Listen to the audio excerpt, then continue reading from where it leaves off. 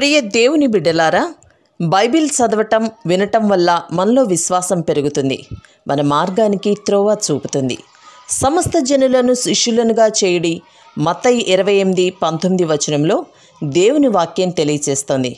Telugu బైబిల్స్ను RRK మూర్తి గారు research చేసి విశ్లేషణ చేసిన బైబిల్లోని ప్రతి అధ్యాయాలను వచనాలను వరుస క్రమంలో అనగా ఆదికాండం నుండి ప్రకటనా గ్రంథం వరకు ఇవ్వబడుతుంది.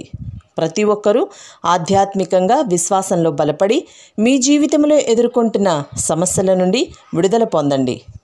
ప్రతి ఒక్కరూ మీ దీవెన టీవీని సబ్స్క్రైబ్ చేసి ఈ వాక్యాన్ని లైక్ చేసి మీ మిత్రులకు బంధువులకు షేర్ చేయండి. దేవుని సువార్తను ప్రకటింపబడుటలో మీరు పాలిభాగస్తులు కండి. ప్రియ సోదరి సోదరులారా, దేవుని సజీవ వాక్యం విందాము. మత్తయి సువార్త 3వ అధ్యాయం 1 నుండి 12వ వచనం వరకు సావధానంగా వినండి. ఈ అధ్యాయంలో ఒక నూతన వ్యక్తిని పరిశుద్ధాత్మ మనకు పరిచయం చేస్తున్నాడు. ఈ వ్యక్తి విలక్షణమైన మనిషి. ఇతని పుట్టుపూర్వోత్తరాలను సవివరంగా మనకు చెప్పలేదు. నేరుగా అతన్ని ఒక గొప్ప వక్తగా మనకు పరిచయం చేశాడు. ఈయనే బాప్తిస్మకుడైన యోహాను. మత్తయి తన సువార్తలో యోహానును గురించి అంతగా రాయలేదు. లూకా సువార్తలో మరిన్ని వివరాలు ఈ యోహానును గురించి రాయబడినాయి. సరే, మత్తయి శుభవార్త 3వ అధ్యాయం 1-2 వచనాలు చూడండి. ఆ దినములందు బాప్తిస్మమిచ్చే యోహాను వచ్చి ప్రబోధించాడు. పరలోక రాజ్యము సమీపించి ఉన్నది, మారు మనసు పొందండి. ఈయన యూదయ అరణ్యాలలో ప్రకటిస్తూ వచ్చాడు. ఆ దినములందు అంటే ఏ దినములు? పాత నిబంధన కాలమందు ప్రవక్తలు ఉండేవారు. మలాకీ పాత నిబంధన ప్రవక్తలలో చిట్ట చివరివాడు. మలాకీ తరువాత 400 సంవత్సరాల పాటు ఇశ్రాయేలు ప్రజలకు ఏ ప్రవక్త లేడు.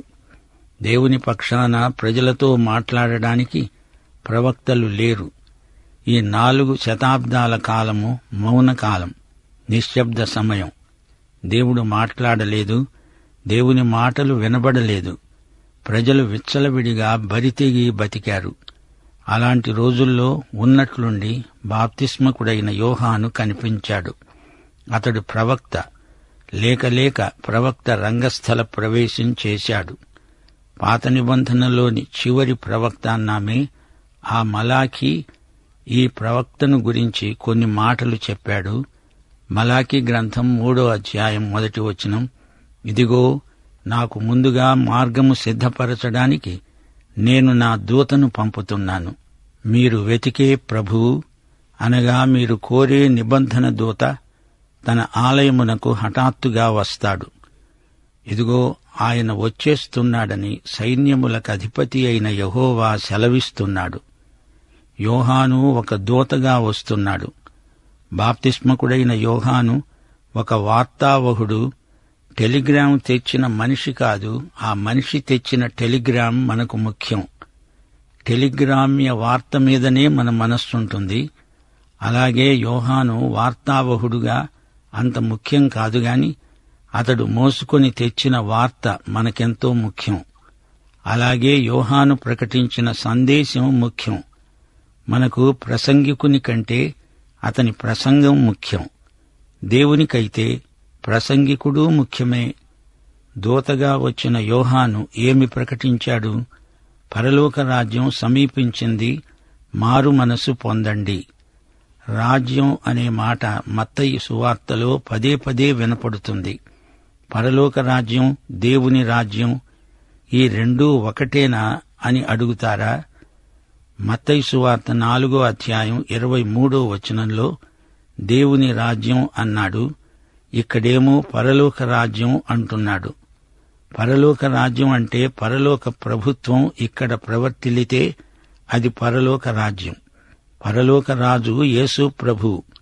పరలోక సామ్రాజ్యం ఇక్కడికి విస్తరించినప్పుడు ఇది పరలోక రాజ్యమవుతుందని గ్రహించాలి. మరి దేవుని రాజ్యమేమిటి? నూతన జన్మ పొందిన విశ్వాసులు సంఘంగా కూడుకుంటారు. సంఘం దేవుని రాజ్యమే. సంఘమందు అమలుపరచబడేది దేవుని రాజ్య నీతి, రాజ్య నియమాలు, రాజ్య నిబంధనలు. పరలోక రాజ్యం ఇంకా రాలేదు, అది సమీపంగా ఉంది. పరలోకమందున్న మా తండ్రి, నీ పరలోక రాజ్యం వచ్చునుగాక. అయితే దేవుని రాజ్యం మాత్రం మన మధ్యనే ఉంది. అదే సంఘం. దేవుని రాజ్యంలో చేరిన వారే పరలోక రాజ్యంలో భాగమవుతారు. మత్తయి ఈ 2 మాటలను ప్రత్యేకంగా అర్థవంతంగా ప్రయోగించాడు. పరలోక రాజ్యం సమీపించి ఉన్నది అని యోహాను ప్రకటించాడు. అనగా యేసు రెండోసారి వచ్చినప్పుడు పరలోక రాజ్యం స్థాపించబడుతుంది. పరలోక రాజ్యం సమీపించింది అంటే పరలోక రాజైన యేసు ప్రభు రాకడ సమీపమై ఉంది. యోహాను ప్రకటించిన పరలోక రాజ్యం యేసు రెండో రాకడను సూచిస్తోంది. యేసు వచ్చాడు, ఆయనను రక్షకుడుగా అంగీకరించండి. తరువాత ఆయన వస్తాడు, రాజ్యం స్థాపిస్తాడు. రక్షకుణ్ణి రాబోయే రాజుగా యోహాను ప్రకటించాడు. మారుమనసు పొంది రక్షకుణ్ణి అంగీకరించండి, పరలోక రాజ్యం వస్తుంది, అందులో మీరుంటారు. ఇదే యోహాను సందేశ సారాంశం. మారుమనస్సు అంటే పశ్చాత్తాపం. మారుమనస్సు అంటే ప్రభువు మనసుతో ఏకీభవించటం. నీవు పాపివి అని దేవుడంటే, అవును ప్రభువా క్షమించు అని విరిగి నలిగిన మనస్సుతో అడగడమే మారుమనస్సు. మెటోనియా అనే గ్రీకు పదానికి అనువాదమే మారుమనస్సు, పశ్చాత్తాపం. నీ మనసు మారి నూతనమవ్వాలి. యేసు మనసుతో నీ మనసు ఏకమైపోవాలి. నీ మనస్సు పోవాలి, యేసు మనస్సు రావాలి. నీ మనసు తన మార్గాన్ని విడిచి వైదొలగి దేవుని మార్గానికి మారాలి. అదే మారుమనస్సు. మారుమనస్సు దేవుని ప్రజలకు అవసరం. మారుమనస్సు అనేది విశ్వాసి జీవితంలో కొనసాగే నిరంతర ప్రక్రియ.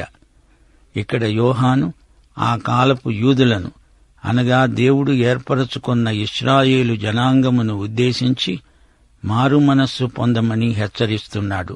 దేవుని బిడ్డలారా, మారుమనస్సు మీకు అక్కర్లేదనుకుంటున్నారా? లవొదికయ సంఘం మారుమనస్సు పొందాలి. యేసు మనసుకు నీ మనసుకు మధ్య సంఘర్షణ కలగకూడదు. ఎఫెసు సంఘానికి మారుమనస్సు కావాలి.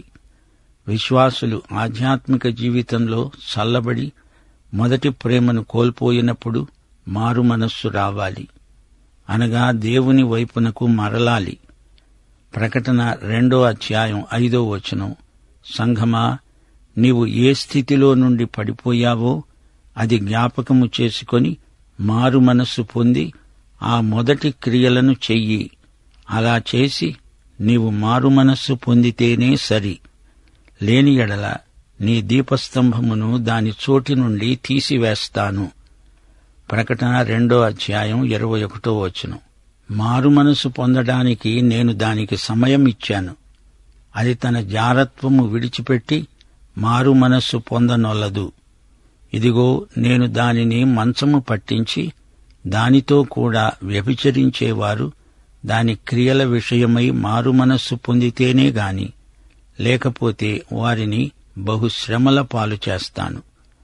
ప్రకటన గ్రంథంలో ప్రభువు సంఘాలను, అనగా విశ్వాసులను మారుమనస్సుకు ప్రేరేపిస్తున్నాడు. విశ్వాసులు మారుమనస్సు పొందాలి. దానికి తగ్గ ఫలం ఫలించాలి. ప్రియశ్రోత, నీ ఆధ్యాత్మిక జీవితం ఎలా ఉంది? వెనకబడిపోయావా? జారిపోయావా? నీది తిరోగమనమా, పురోగమనమా? వెనకబడిపోయినట్లయితే ఇప్పుడే ఈ క్షణమే మారుమనస్సు పొందు. లేకపోతే నీకు నిత్య నష్టం వాటిల్లుతుంది. మారుమనస్సు లేకుండా నీవు దేవుని ప్రేమను అనుభవించలేవు. దేవుని కృపాసనాన్ని సమీపించలేవు. పాపములో నీవు దేవుని సన్నిధిలోకి ఎలా రాగలవు? పాపానికి శిక్ష తప్పదు. యెహెజ్కేలు గ్రంథం 18:4 పాపం చేసేవాడెవడో వాడే మరణం పొందుతాడు. ధర్మశాస్త్రం నిర్దాక్షిణ్యంగా పాపిని శిక్షిస్తుంది. లేవియకాండం 1:4 పాపము చేసిన వారిని కొట్టి చంపాలి. లేదా పాప పరిహారానికి బలి అర్పించాలి. ఒక పాపి విషయంలో దేవుని వైఖరి ఎలాంటిదో గుర్తించండి. మరణమునకు తగినవాడు మరణము నొందుటను బట్టి నేను ఏమాత్రమూ సంతోషించను. కాబట్టి మీరు మీ మనస్సులను త్రిప్పుకొని, అనగా మారు మనస్సు పొంది నా తట్టు తిరిగిన ఎడల మీరు బ్రతుకుతారు. ఒక పాపి తన పాపపు మనస్సు మార్చుకొని యేసు ప్రభువునందు విశ్వాసముంచి పశ్చాత్తాపమునందకపోయినట్లయితే ఎట్టి ప్రయోజనము ఉండబోదు. మారు మనస్సు పొందనొలని ఎడల మీరందరూ నశిస్తారు అని ప్రభువు హెచ్చరించాడు. మారు మనస్సును గురించి అపోస్తలిక ప్రముఖుడైన పౌలు అన్నాడు, దైవ చిత్తానుసారమైన దుఃఖము రక్షణార్థమైన మారు మనస్సుకు నడిపిస్తుంది. 2 కొరింథీ 7:10 పశ్చాత్తప్త హృదయంతో ప్రభూ, నేను పాపిని, నన్ను క్షమించు అని ఆయనను అడిగితే యేసు ప్రభువు నీకు మారు మనస్సు దయచేస్తాడు. దేవుడు నిన్ను చూస్తున్నట్లు నిన్ను నీవు చూచుకోగలిగితే అదే మారు మనస్సు. ఎంత ఘోర పాపి అయినా దేవుని చేత క్షమించబడి మారు మనస్సు పొందవచ్చు. అట్టి అనుభవం నీకు కలిగించేవాడు పరిశుద్ధాత్మ. పాపమును గురించి, నీతిని గురించి, తీర్పును గురించి ఒప్పుదల కలిగించేవాడు పరిశుద్ధాత్మే.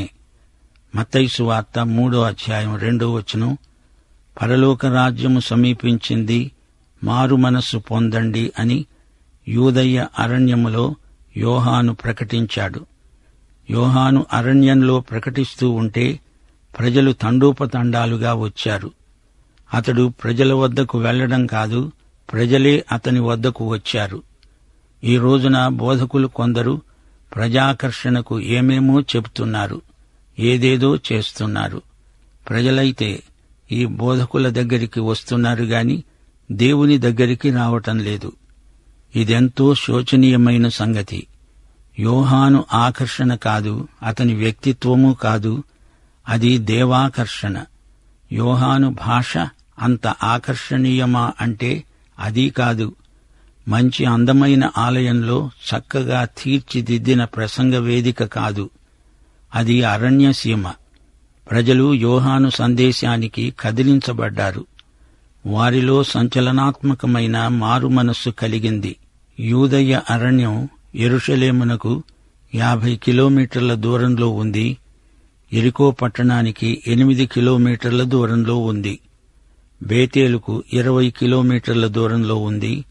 సమరయ పట్టణానికి ఈ అరణ్యం 58 కిలోమీటర్లు. ప్రజలు ఇంత దూరము ప్రయాణం చేసి వచ్చి యోహాను చెప్పిన వాక్యం విన్నారు. ప్రజలలో దేవుని వాక్యం మీద శ్రద్ధ రాను రాను ఈ రోజుల్లో తగ్గిపోతున్నట్లు కనిపిస్తోంది. దేవుణ్ణి ప్రేమించేవారు దేవుని వాక్యాన్ని ప్రేమిస్తారు. బోధకులు కూడా ప్రజలకు మారుమనస్సు కలిగించే ప్రసంగాలు చేయాలి గాని ప్రజలకు కాలక్షేపం బోధలు చేయకూడదు. యూదయ అరణ్యసీమలో బోధించే యోహాను ఎలాంటివాడు? మత్తయి శుభవార్త 3:3-4 ఈ యోహాను ఒంటె రోమముల వస్త్రమును మొల చుట్టూ తోలు దట్టి ధరించుకునేవాడు. మిడతలు, అడవి తేనె అతనికి ఆహారం. యోహాను అసాధారణమైన వ్యక్తి, ఏలియాలాగే వస్త్రధారణ. యోహాను మొగమాట మెరుగని బోధకుడు. పాపాన్ని నిర్ద్వంద్వంగా ఖండించడానికి వెనుతీయడు.